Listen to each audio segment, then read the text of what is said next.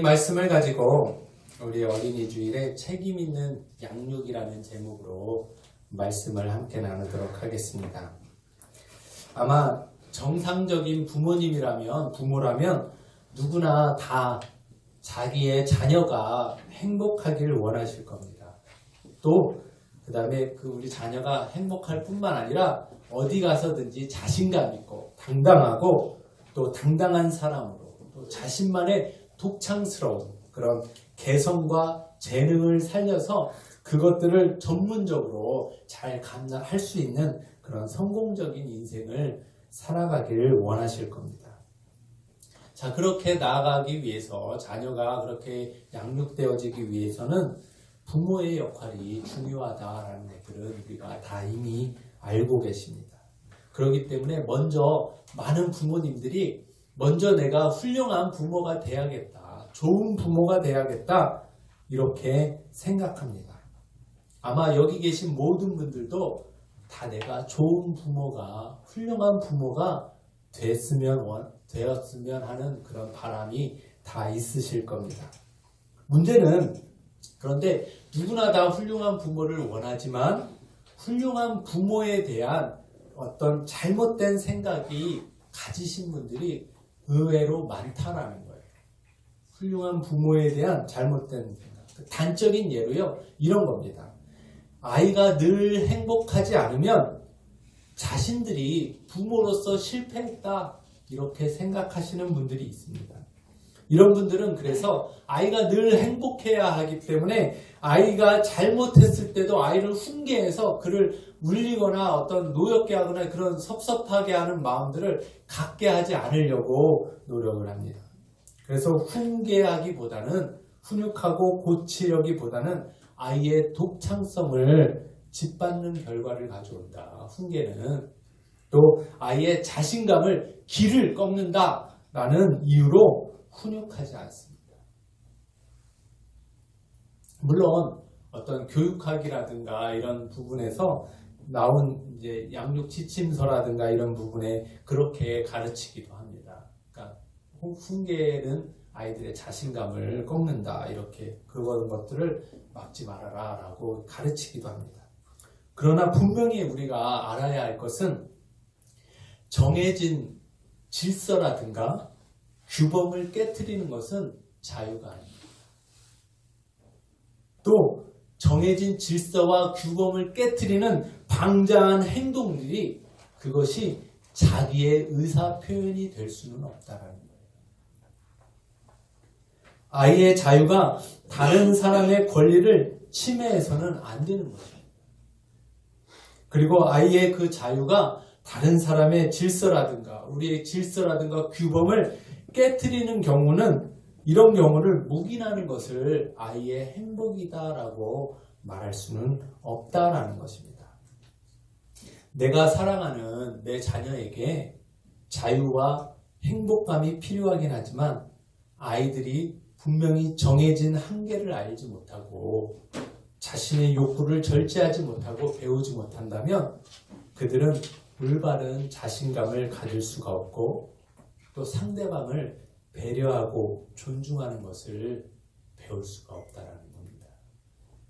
왜냐하면 항상 제멋대로 하는 것으로 행복과 만족감을 누릴 수 있다라고 생각하면 그렇게 자란 아이가 결국은 부모를 떠나서 사회에 나갔을 때 그런 자녀를 사회에서는 배척한다는 거예요. 받아주진 않는 거예요. 그리고 그 가운데서 좌절을 자녀는 겪을 수밖에 없다라는 것입니다.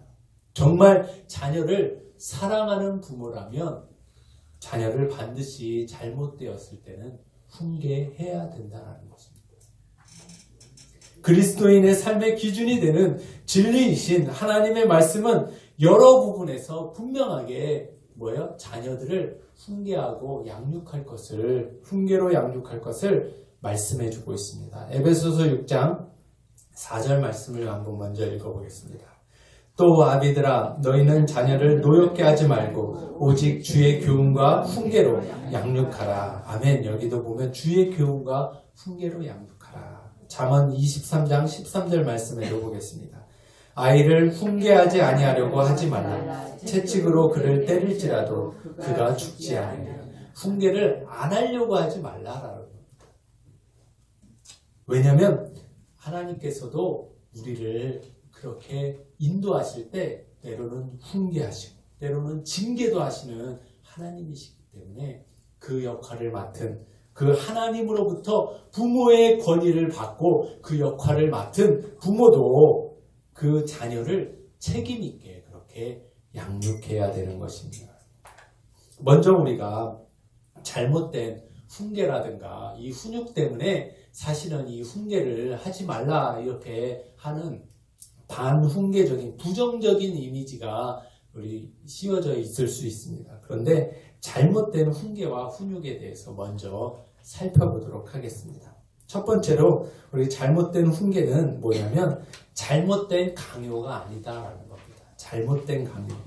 예를 들어서 우리는 모두 크리스천이기 때문에 우리 크리스천 가정의 부모일 경우 특히 신앙에 열심히 있는 분들일수록 장로님이나 권사님이나 또 목사님이나 이런 가정에서 태어난 자녀들 경우 자녀들에게 무조건적인 어떤 그런 순종을 강요하는 경우가 있습니다.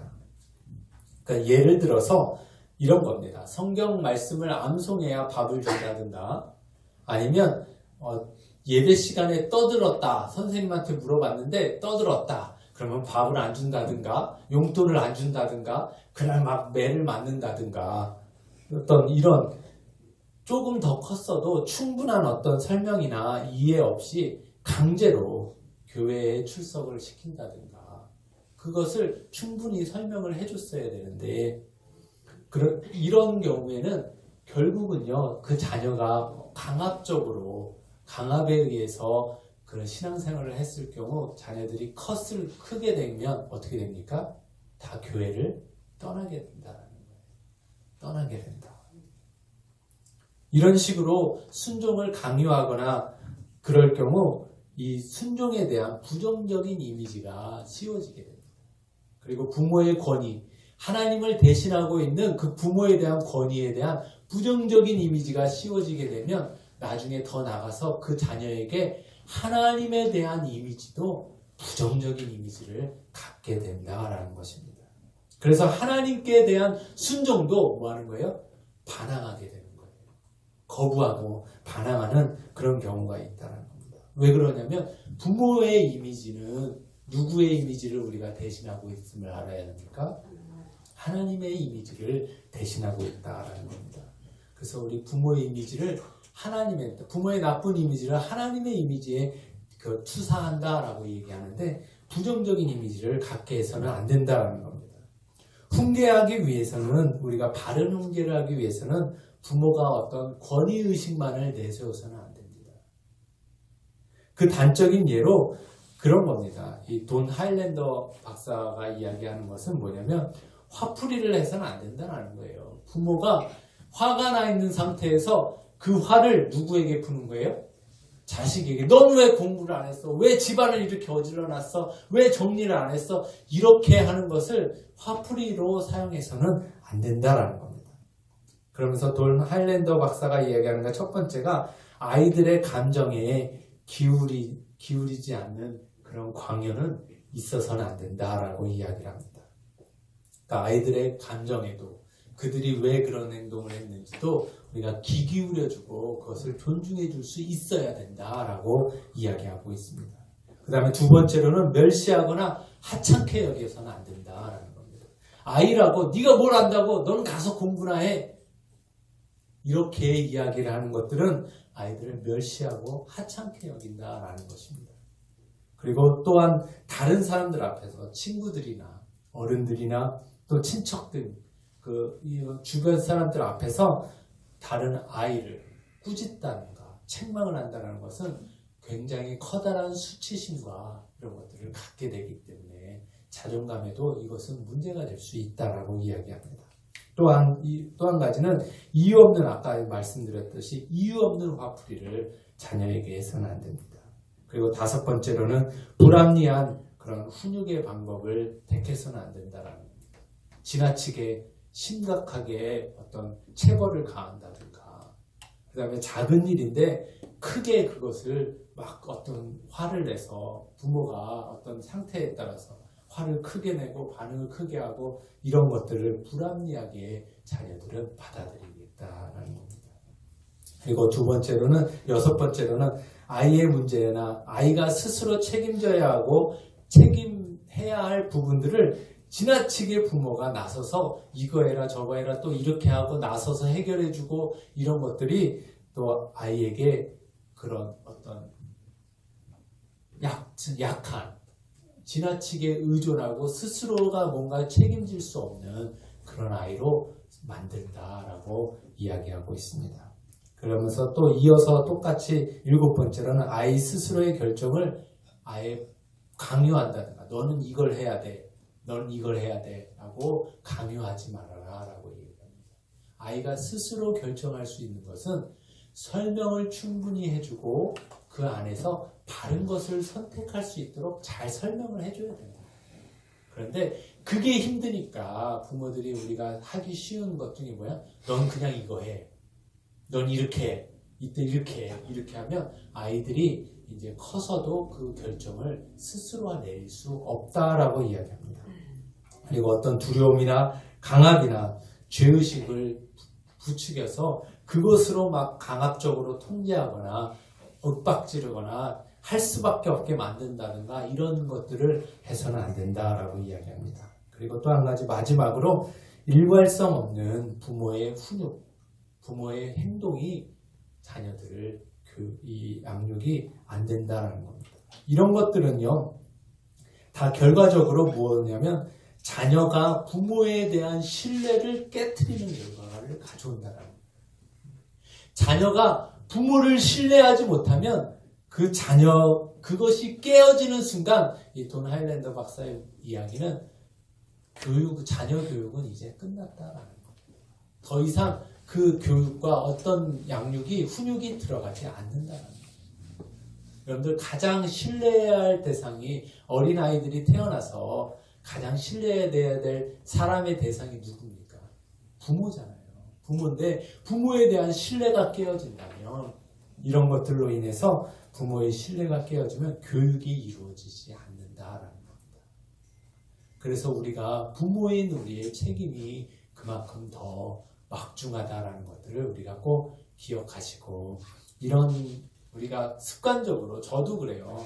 막 이제 어떤 화가 나거나 어떤 바쁜 일이 있거나 이럴 때 이게 막 화를 막 급하게 내기도 하고 어떤 때는 그렇지 않기도 하고 막 이러는데 이런 것들을 우리가 잘 일괄적으로 잘 조절해서 할 수 있도록 우리가 훈련이 되어져야 한다는 겁니다. 자, 그러면 이런 것들이 자녀를 성경에서는 뭐라고 표현하냐면 자녀를 노엽게 한다라고 표현하고 있습니다. 에베소서 6장 4절 말씀을 한번 다 같이 읽어보도록 하겠습니다. 시작. 또 아비들아 너희 자녀를 노엽게 하지 말고 오직 주의 교훈과 훈계로 양육하라. 하지 말아야 될 것이 있는데 자녀를 양육할 때 하지 말아야 할 것이 있는데 그게 뭐라는 거예요? 자녀를 노엽게 하는 것을 하지 말아야 된다라고 성경은 말하고 있는데 앞서서 말씀드렸던 권위의식을 갖고 어떤 일괄성이 없고 이러한 것들이 자녀를 노엽게 하는 것이다 라고 이야기하고 있습니다. 자, 그렇다면 우리가 훈계의 목적을 왜 훈육을 하고 가르쳐야 되는가 그 목적을 오늘 본문 성경 본문에서 한번 찾아보도록 하겠습니다. 다시 한번 오늘 본문 말씀 잠언 22장 6절 같이 읽겠습니다.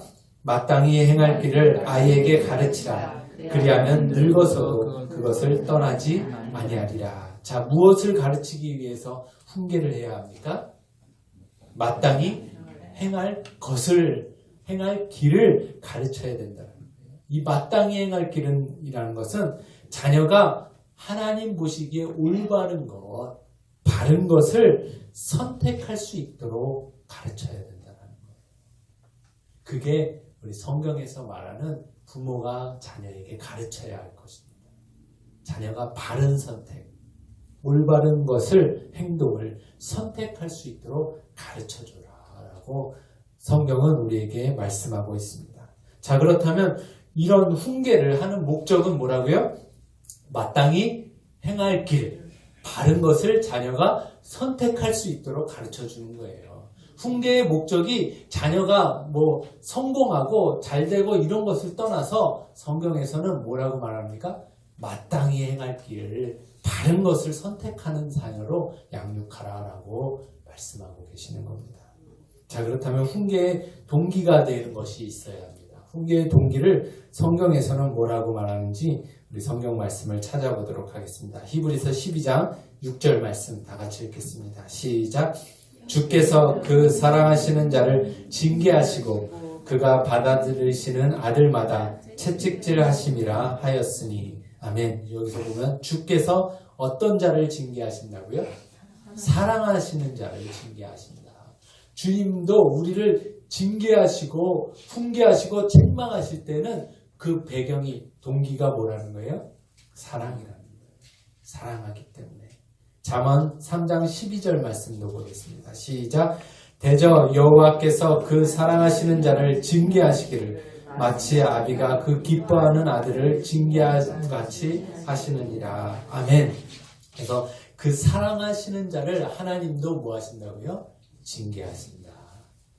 하나님이 책망하시고 가르치시는 우리를 가르치시는 그 이유가 사랑하기 때문이다라고 성경은 분명하게 말씀하고 계십니다. 그래서 우리의 자녀들 사랑하기 때문에 우리 자녀를 사랑하니까 뭐 해야 되는 거예요?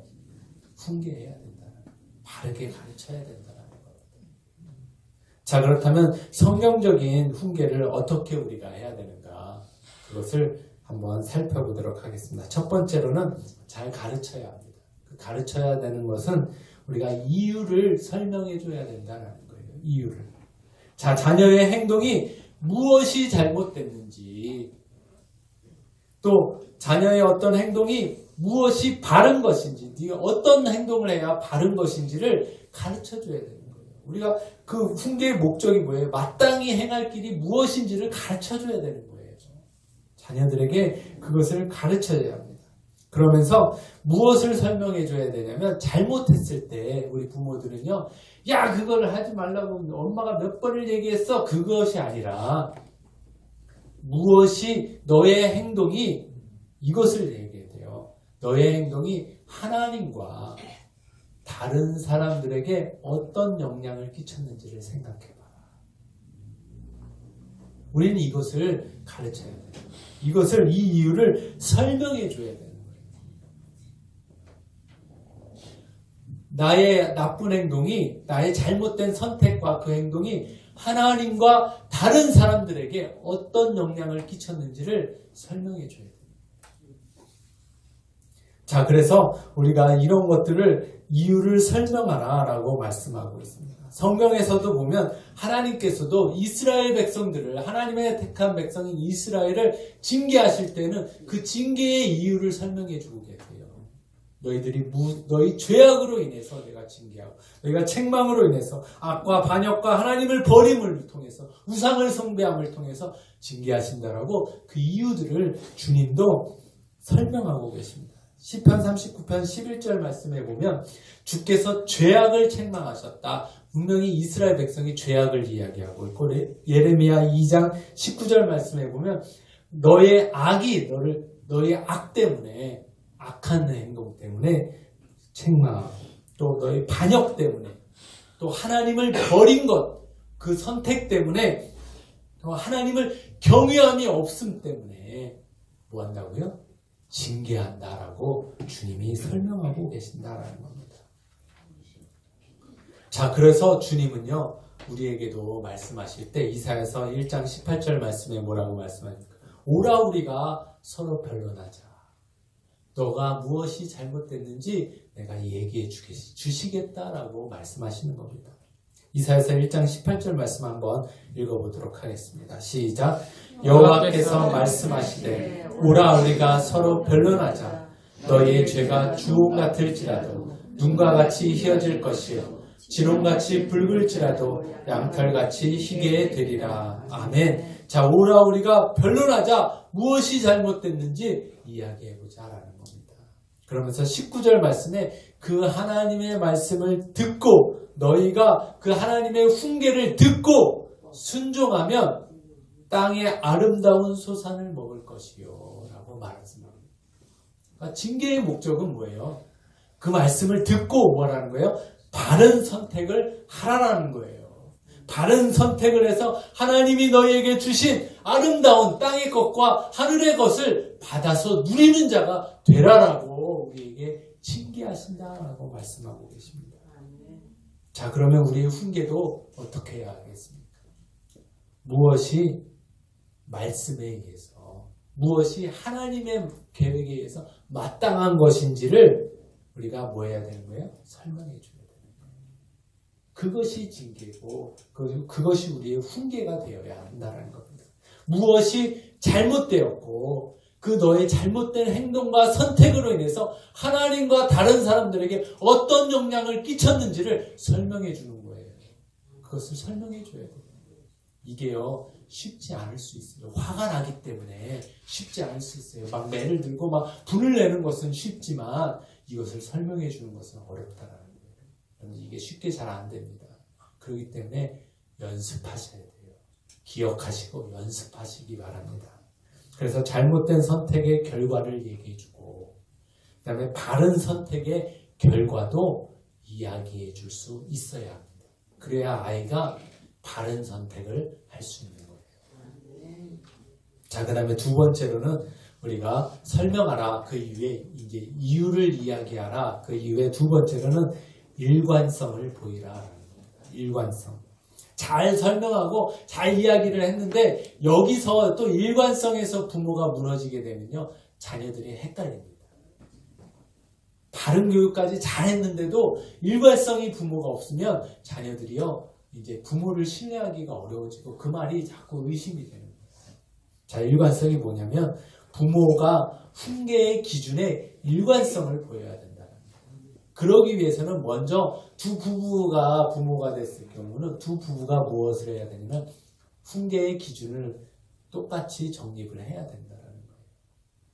어떤 분들은 그냥 조금 더 그런 것들은 괜찮고 어떤 때는 엄마는 괜찮고 아빠는 안 되고 아빠는 괜찮고 엄마는 되고 이러면 자녀가 그 기준이 모호해지기 때문에 안 된다는 겁니다. 먼저 부부가 일관된 기준을 가지고 있어야 합니다. 그래서 제가 그 보라 자매와 이제 이천구 형제가 부부 예비 학교를 할 때도 이 부분에 대해서도 분명히 이제 가르쳐 드렸는데 부부가 합의하라라는 겁니다. 자, 그 어떤 경우냐면요, 또 이런 경우입니다. 손님이 왔는데 막 이제 뭔가 쫄라요. 안 되는 건데 쫄르고 있단 말이에요. 그러면 손님이 오면 부모가 손님 눈치 보느냐고 가서 하라고 허락을 합니다. 또 이런 거예요. 또 마트에 갔는데 막 들어눕는 거예요. 이제 때려놓고 막 발광을 하니까 이제 다 남들 부끄럽고 막 사람들 막 부끄럽고 막 이러다 보니까 얼른 사주고 그냥 데리고 나오고 이러다 보면 자녀가 무슨 생각을 합니까? 아, 이렇게 하면 되는구나. 이걸 배운단 말이에요. 그래서 안 되는 겁니다. 안 되는 거는 처음부터 끝까지 안 되는 거예요. 맞습니까? 그렇게 가야 된다는 거예요. 여행 중에도 뭔가 잘못한 것이 있다면 그것을 어떻게 해야 되냐면 잠깐 그 자리에서 떠나서 조용한 데로 가서 훈계를 해야 되는 거예요. 마트에서 만약에 그러고 있다 그러면 어디로 데리고 가면 되는 거예요? 화장실로 일단 데리고 가야 되는 거예요. 화장실로. 그 아이를 데리고 거기에 그냥 내버려 두지 말고. 아, 이럴 땐 되는 것이 아니라 그 다음에 마트에서는 일단 저기니까 너 이따 봐, 나중에 봐, 집에 가서 봐 이러고 하잖아요. 마트 장 다 보고 1시간이 지났어요. 아이는 그 내용을 알 수 있을까요? 모를까요? 기억을 못합니다. 그때 집에 가서 막 혼내고 막 매를 들고 하는데 엄마가 왜 저러는지 아이가 모른단 말이에요. 그렇기 때문에 그렇게 일관성이 없는 것이 아니라 이럴 땐 되고 이럴 땐 안 되는 것이 아니라 그 자리에서 분명하게 이야기를 해줘요. 이게 한두 번 훈련이 되면요, 그냥 딱 보고 너 이거 안 되는 거야? 눈을 보고 딱 이야기했을 때 알아듣습니다. 알아들어요. 너 또 그러면 집에 가서 혼난다? 딱 이렇게 하면 이제 알아듣는 거예요. 이것은 중요합니다. 일관성 없는 부모가 훈계를 할 때 자녀들은요, 부모를 신뢰하지 못한다는 거예요. 엄마는 기분 좋으면 괜찮고 기분 나쁘면 안 되고 이런 것들이 이렇게 되어져서는 안 된다는 겁니다. 어떤 때는 심하게 잔소리로 혼내고 어떤 때는 괜찮고 어떤 때는 안 되고 이런 것들도 우리가 일관성 없다라는 말이 그렇게 일관성 없게 됐을 경우 자녀가 부모를 신뢰하기가 어렵다는 겁니다. 이 얘기는요, 부모가 꼭 완벽해야 된다는 것을 말하는 것은 아닙니다. 일관성 있는 기준으로 일관성 있게 훈계를 해야 된다라는 것을 말씀드립니다. 그래야만 이 기준이 무엇인지를 자녀가 분명하게 아는 거예요. 이때는 이렇고 이때는 이렇고 그러면 이 기준이 뭔지를 자녀들이 막 헷갈리게 됩니다. 그러니까 일관성 있게 하라라고. 그래서 그것을 분명하게 자녀들이 알게 하라라고 말씀드립니다. 그다음에 세 번째로는 실수는 용납해야 되는 겁니다. 우리가 아이들을 훈계하고 할 때 있어서 하나님도 우리를 훈계하시는 데 있어서 우리가 완벽하게 실수 없이 가는 것을 원하시진 그것을 선택하시진 않았습니다. 우리도 실수하는 것도 알고 계시고 또 우리가 실패하는 것 알고 계심에도 불구하고 하나님은 우리를 그렇게 훈계하시고 또 가르치고 인도하시고 또 훈련하게 하시고 하시는 거예요. 실수도 자녀들도 어리기 때문에 아직 잘 모르기 때문에 미성숙하기 때문에 실수할 수 있다라는 거예요. 또 내 욕심과 이런 것에 이끌려서 그렇게 할 수도 있다라는 겁니다. 그런 것들을 통해서 우리가 배울 수 있도록 또 가르쳐 줄 수 있는 기회를 삼아야 된다는 겁니다. 자, 이것이 실수하거나 실패했을 때 내가 너무 안타깝고 또 어떤 때는 화도 나고 그러기 때문에 이게 막 화가 먼저 나오는 경우도 있고 섭섭한 마음 때문에 막 타박이 나올 때도 있어요. 저도 그게 잘 안 돼요. 그러니까 습관적으로 막 화가 막 오르니까 제가 보기엔 착해 보여도 이렇게 좀 다혈질적인 면이 좀 있어서 갑자기 화를 내고 이런 경우가 있다. 그러나 실수나 이런 것들은 할 수 있는 거잖아요. 그런데 실수를 했을 때는 이것을 연습했으면 좋겠습니다. 괜찮아. 자녀들에게 괜찮아. 한번 따라해 볼까요? 괜찮아. 괜찮아. 이 유리컵은 다시 새로 사면 돼. 그렇죠? 괜찮아. 괜찮은 거예요. 그렇죠? 너 안 다쳤니? 괜찮아. 이것을 자꾸 우리가 훈련해야 돼요. 훈련하시기 바랍니다. 이게 잘 안 되니까 훈련하라고 이야기하는 겁니다. 너 내가 그렇게 하지 말라 그랬는데 또 깼어! 이렇게 하지 마시고 괜찮아. 네가 다치지 않아서 다행이다. 이것을 먼저 훈련하시기 바랍니다. 그래서 주님도 우리가 실수할 때 그거 알고 계시잖아요. 그러나 주님 앞에 돌아왔을 때는 언제든지 우리를 용납하시고 사랑으로 우리를 기다리시는 분이심을 기억하시고 우리 또 실수는 용납할 수 있어야 된다는 겁니다.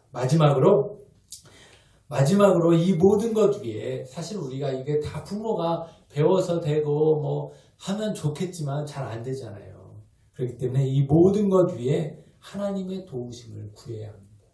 그렇죠?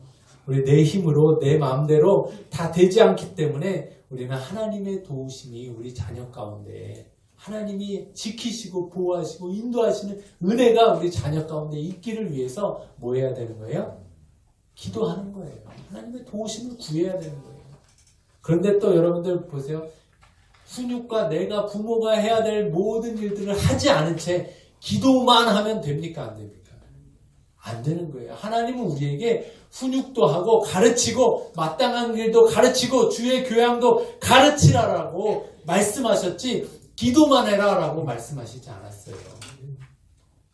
그렇기 때문에 우리가 해야 될 것과 하나님께 맡겨야 될 부분들을 우리가 명확하게 잘 아시고 하나님의 도우심을 구해야 되는 부분에는 하나님의 도우심을 구하시기 바랍니다.